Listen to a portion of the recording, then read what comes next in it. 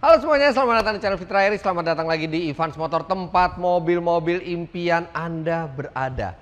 Ferrari GTC Forluso T, versi turbo dari Ferrari GTC Forluso.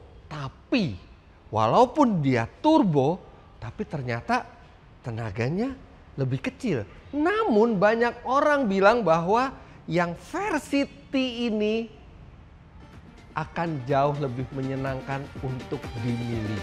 Apakah benar kayak begitu? Kita lihat detailnya. Ferrari GTC Forluso T.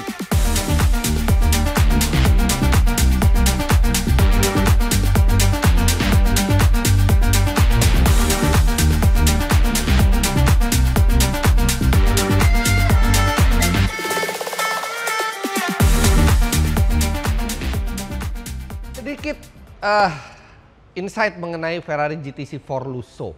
Sebenarnya Anda tahu ada Ferrari FF yang waktu itu juga saya pernah buatkan videonya di Evans Motor. Saya juga coba nyetir mobil tersebut, V12, 4-seater, 4-wheel drive. Nah, GTC Forluso ini sebenarnya adalah versi facelift dari FF.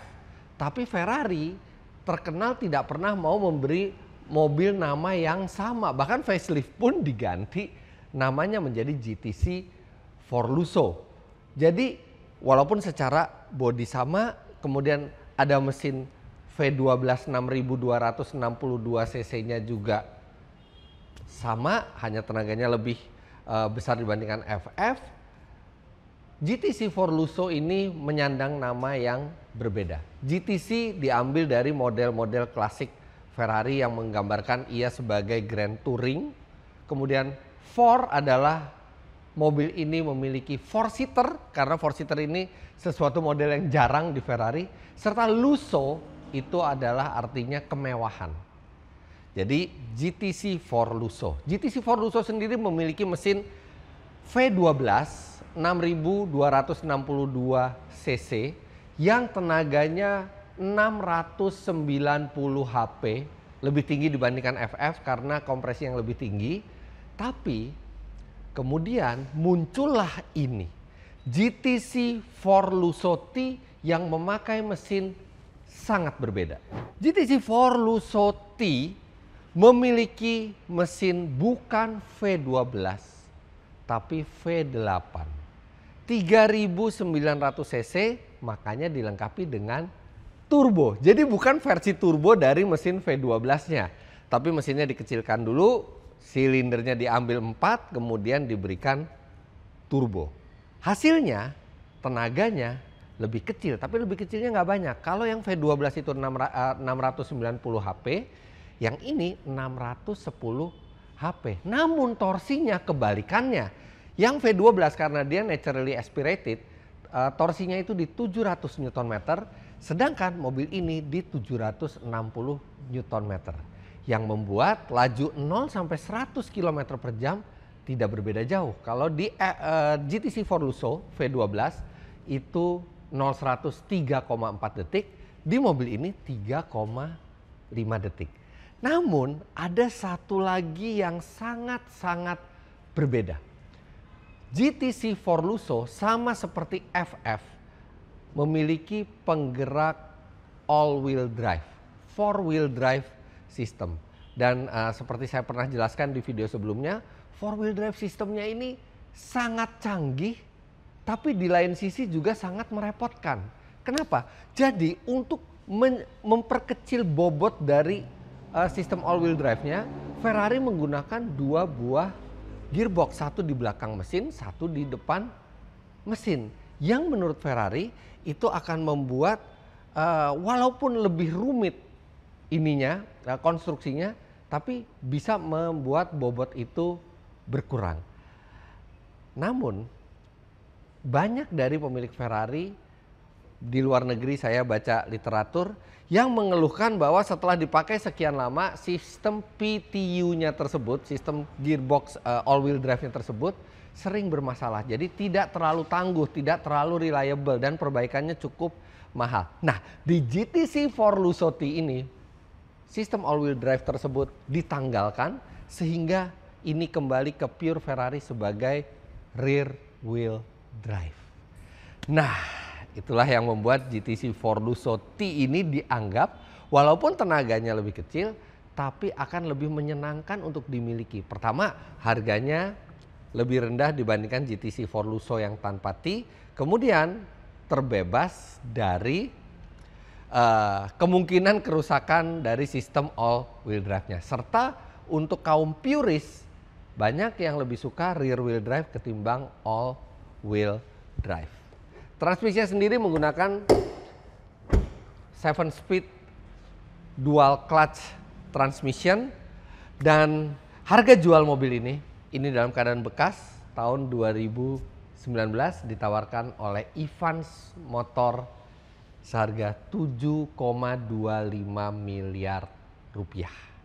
Dan pada saat mobil ini baru, mobil ini harganya 2 digit karena termasuk salah satu top of the line-nya Ferrari. Sudah all-wheel drive, mesinnya V12, bisa 4 orang penumpang. Dari segi bodi Anda bisa lihat bahwa ini memang sangat-sangat mirip dengan Ferrari FF ya. Karena memang ini secara teknis ini adalah facelift dari FF.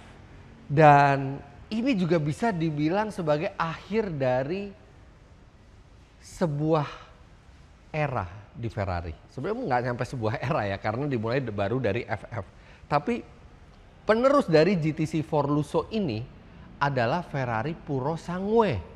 Purosangue dianggap banyak kaum itu sebagai crossover atau bahkan SUV. Bahkan dia bukan hanya cuman 2 pintu, tapi dia juga ada pintu lagi 2 di belakang, membuatnya dianggap kurang pure sebagai Ferrari dan bukan penerus dari GTC Forluso. Jadi ini kemungkinan di masa depan akan menjadi satu model yang cukup unik. Model di mana Ferrari mencoba membuat 4-seater, 4-wheel drive, kemudian walaupun di sini dihilangkan 4-wheel drive-nya, dan setelah itu mereka tidak lagi membuat bentuk bodi seperti ini, tapi membuatnya lebih seperti Purosangue, yaitu crossover. Nah, jadi ini ada kemungkinan bisa menjadi future classic, walaupun harus diakui tidak semua orang suka dengan bentuknya, karena bentuknya dianggap kurang Ferrari. Ferrari kan supercar, di belakangnya biasanya ada panjang juga, sedangkan di sini kan seperti hatchback. Namun bagian belakangnya ini memang sudah lebih segar dibandingkan Ferrari FF. Kalau FF itu bentuk belakangnya seperti ini, sedangkan yang GTC Forluso ini lebih banyak detail-detail modernnya. Mobil yang ada di Evans Motor ini sudah memiliki sejumlah option yang di luar standarnya. Lihat ini, remnya sudah karbon seramik, Brembo karbon seramik. Kemudian ini velgnya juga warnanya keren sekali, abu-abu doff. Sama-sama 20 inci di depan dan di belakang, tapi ukurannya yang berbeda. Kalau di depan itu 245/35 R20, kalau yang di belakang 295/35 R20. Dan Anda membutuhkan itu karena Anda membutuhkan traksi yang besar di belakang, mengingat mobil ini hanya rear wheel drive, bukan all wheel drive. Oke, kita lihat bagasinya. Ini nih, bendera Italia ini juga option. Jadi udah dipilih oleh pemilik sebelumnya. Ini sudah elektrik. Bagasinya ya untuk ukuran Ferrari besar, untuk ukuran Ferrari ya, karena ini bisa muat 2 buah travel bag ya. Ya nggak banyak ya, Anda juga nggak mungkin liburan jauh pakai mobil ini, tapi minimal kalau getaway 2 hari 3 hari itu masih bisa Anda taruh barang di sini. Nah, exhaustnya ini juga menggunakan sport exhaust yang merupakan option dari Ferrari. Nah, penasaran nggak sih gimana suara dari mesin V8 itu? Kita dengerin yuk. Kita nanti akan bahas interiornya, tapi kita sekarang starter dulu.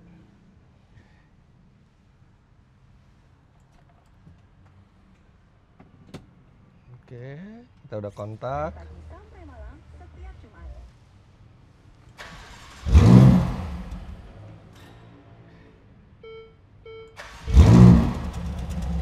Wah. Oke, ini tadi udah cukup dipanasin. Kita masuk ke mode sport. Ya ini tidak ada mode race ya, karena ini mungkin lebih enak buat dipakai harian. Jadi adanya mode sport. Oke, sekarang kita akan bunyikan.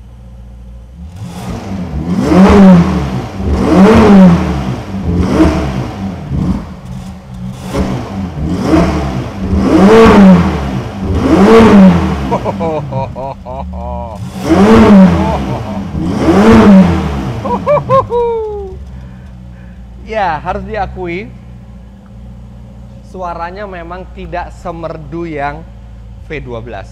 Tapi tetap ada suara khas V8-nya Ferrari. Ada rumble-nya, tapi rumble-nya nggak terlalu banyak, dan begitu kita gas itu langsung menjadi lengkingan V8. Jadi suaranya juga masih sangat asik, tapi ya memang jujur saja tidak bisa di-compare dengan V12. V12 itu indah sekali.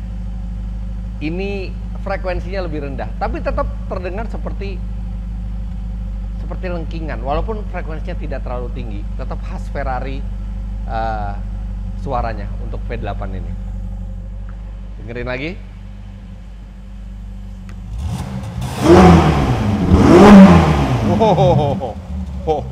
Maco gitu suaranya.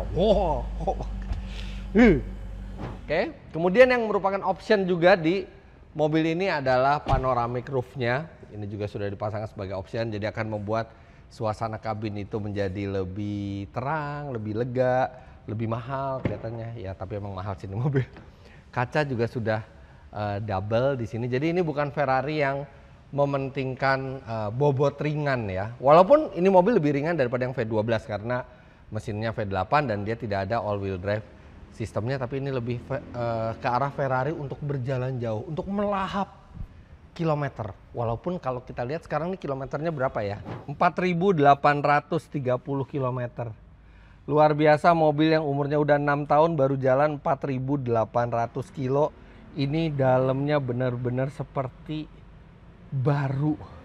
Ini masih dikasih pelindung nih. Jadi nanti kalau Anda buka benar-benar seperti baru.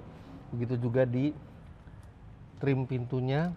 Nah, kemudian pemilik sebelumnya juga menspek untuk carbon fiber interior. Jadi ini di sini carbon fiber, carbon fiber, carbon fiber, carbon fiber.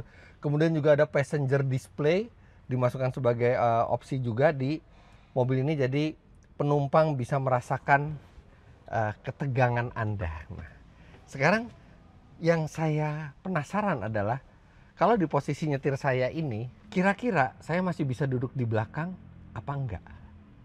Oke, kita lihat.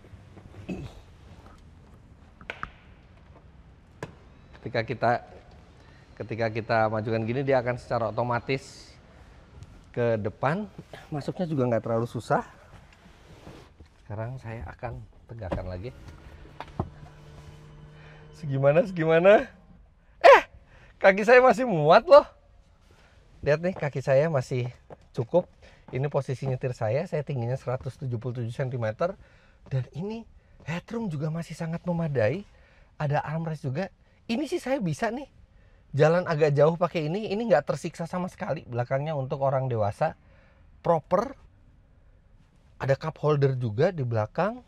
Kemudian karena dia atapnya panoramik ya, jadi nggak berasa sempit gitu di belakang. Oke ini. Dan ini lihat, nih ada tali buat kita pegangan pada saat kita keluar atau kita masuk.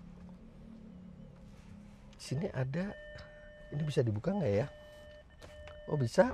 Di sini juga ada sedikit ruang penyimpanan. Pakai magnet dia sistemnya. Tapi ya hanya bisa 4 orang ya, jangan dipaksain 5 orang, nggak mungkin 5 orang duduk di sini. Ada lampu bacanya juga. Oh, oke, nggak pernah nyangka sih belakangnya Ferrari bisa enak.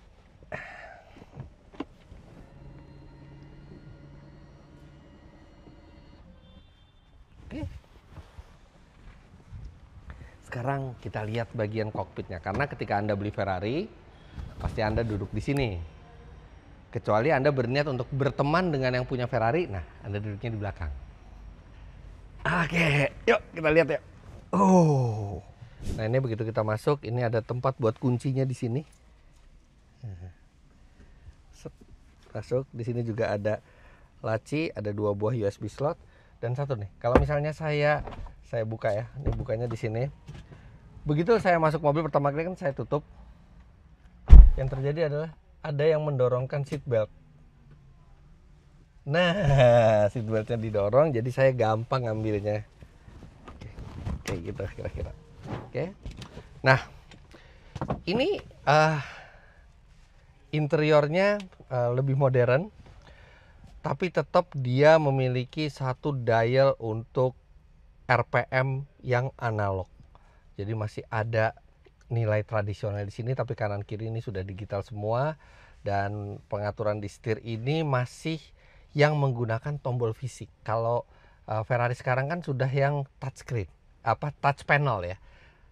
Jujur aja saya lebih suka yang tombol fisik seperti ini karena benar-benar kita ada kontak fisik di sini, ada feel yang itu hilang di Ferrari yang baru. Dan ini engine start stopnya keren sekali di setir, pengatur suspensi juga di setir, pengatur mode berkendara juga di setir, semuanya di setir. Dan ada pedal shift untuk memasukkan gigi. Kalau kita mau netral, dua-duanya ditarik.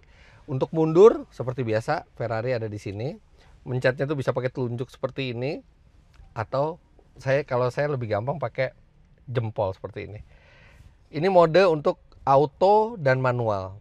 Ya kalau macet-macet kita pakai auto, tapi kalau nyetir Ferrari kayaknya enakan sih manual ya, lebih terkoneksi gitu dengan mobil. Kemudian ada launch controlnya yang itu bisa membuat mobil ini melesat dari 0 sampai 100 dalam 3,5 detik. AC semua masih tombol-tombol fisik, dan setelah ini memang sudah akan makin susah menemukan tombol fisik seperti ini. Layarnya juga resolusinya bagus, tapi kita juga nggak akan terlalu terpaku dengan layar ini. Apalagi semua yang ingin kita lihat status dari mobil kita bisa lihat dari layar yang ada di instrumen, dan itu juga bisa diatur oleh tuas yang di sebelah kanan ini. Ventilasi AC besar, mencolok dengan trim carbon fiber juga. Cuman saya tadi pikirnya bakal lebih berat gitu ya, ternyata nggak, ini enteng sekali ininya. Kalau diberatin dikit mungkin akan terasa lebih luxurious gitu ya. Tapi ini bentuknya sih keren sekali. Dan oh ya ininya ya, display buat penumpangnya ya. Lihat nih, display penumpangnya keren, GTC For Lusotti. Jadi Anda bisa pilih nyalain atau matiin di sini. Untuk ukuran Ferrari ini tempat penyimpanannya lumayan loh. Tadi yang seperti saya bilang ada di sini, kemudian ada di trim pintu, kemudian di sini masih ada. Tuh ada 2 buah cup holder, atau Anda bisa pakai buat nyimpen barang-barang yang nggak terlalu gede. Nah ini tampilannya.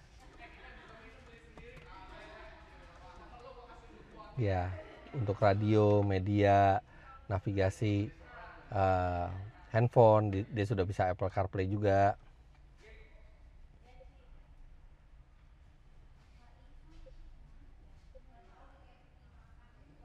Tapi option untuk mobil semua.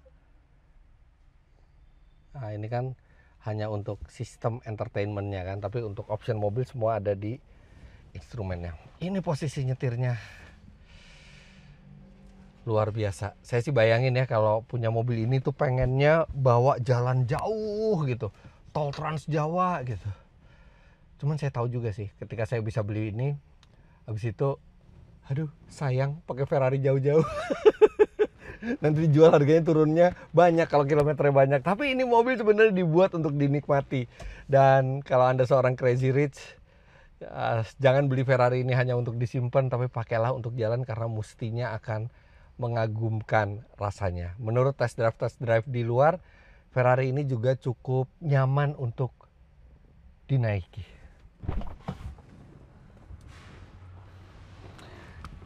Saya rasa nih GTC For Lusotti ini cukup menarik ya.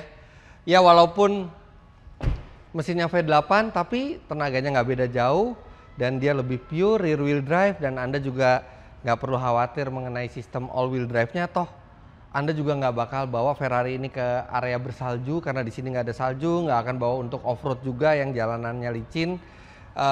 Jadi yang GTC 4 Lusotti ini cukup menarik dan ini adalah salah satu anomali di Ferrari karena tiba-tiba Ferrari menawarkan mesin berbeda untuk mobil yang sama. Saya nggak ingat ada satu jenis Ferrari yang ditawarkan dengan dua jenis mesin. Nah, biasanya anomali tersebut ketika di masa depan mobil-mobil dengan anomali itu memiliki value tersendiri karena ada ceritanya. Tapi sekarang ini belum jadi mobil klasik, masih lumayan baru 2019.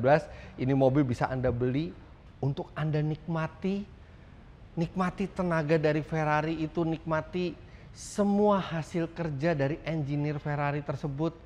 Dan mobil ini cocok juga untuk perjalanan jauh dan bisa membawa 4 orang dewasa di dalam. Dan kalau Anda ingin melihat langsung mobil ini, Anda bisa langsung main ke Evans Motor di Jalan Arteri Pondok Indah, Sultan Iskandar Muda. Dan Anda juga bisa DM, misalnya Anda berminat, Anda ingin berkomunikasi, bisa DM langsung ke Evans Motor Official. Jadi sebenarnya karena mobil ini second, tadinya itu mobil bisa dibawa ini, bahkan boleh dibawa oleh Pak Ivan, bilang ke saya dari Evans Motor. Tapi sayangnya karena ini di Pondok Indah, nggak enak rasanya bawa mobil ini cuman di macet-macetan gitu. Tapi nanti kalau misalnya ada kesempatan buat nyoba mobil ini di tempat yang lebih sepi, pengen ngerasain juga sih V8-nya dari GTC 4 Lusotti ini. Tapi untuk sekarang sekian dulu. Jangan lupa Anda klik like bila menyukai video ini, komentar di bawah, dan subscribe ke channel Fitra Eri jika Anda belum. Follow Instagram saya @fitra.eri. Terima kasih banyak Anda sudah menyaksikan. Sampai jumpa di video selanjutnya. Bye-bye.